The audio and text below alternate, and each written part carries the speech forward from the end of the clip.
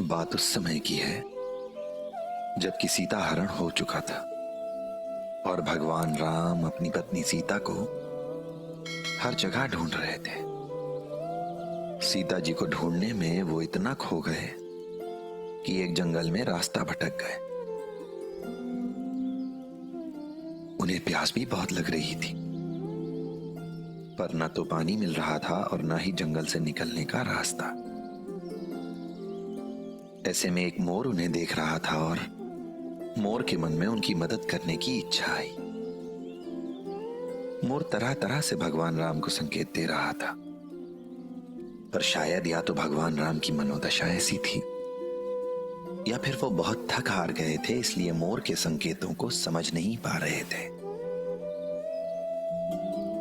राम जी की दशा देखकर मोर से रहा नहीं जा रहा था और वो हर हाल में, हर कीमत पर उनकी मदद करना चाहता था। राम जी की मदद करने की इच्छा से उस मोर ने अपने पंख एक एक करके नोच के जमीन पर गिराना शुरू कर दिया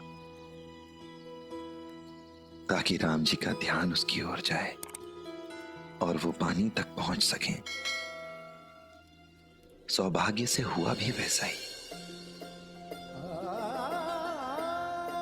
जब भगवान राम ने पानी पिया और उनका ध्यान उस मोर की तरफ गया तो मोर के शरीर पर एक भी पंख नहीं था। वो घायल अवस्था में था और उसे इस बात की चिंता ही नहीं थी। वो मर भी सकता था, लेकिन मोर बिल्कुल परेशान नहीं था। उसे तो इस बात की खुशी थी कि उसने भगवान राम की मदद करी है और उसकी संतुष्टि उसके मुख पर साफ दिख रही थी। जब भगवान राम को पूरी बात पता चली तो मोर की उदारता से अभिभूत हो गए वो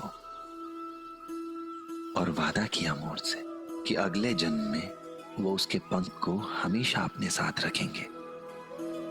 अगले जन्म में वो भगवान कृष्ण के रूप में धरती पर आए और मोर के पंख को अपने मुकुट में स्थान दिया। मोर पंख के बिना भगवान कृष्ण की कल्पना भी नहीं की जा सकती। मोर पंख के बिना उनका श्रृंगार अधूरा। इस कहानी से मिलने वाली सीख, जब भी किसी की मदद करो तो निस्वार्थ भाव से करो, क्योंकि भगवान निस्वार्थ कर्म को ही स्वीकार करते हैं। अपना हो चाहे पराया, मदद करो तो निस्वार्थ होकर, तभी भगवान भी तुम्हारी मदद करेगा।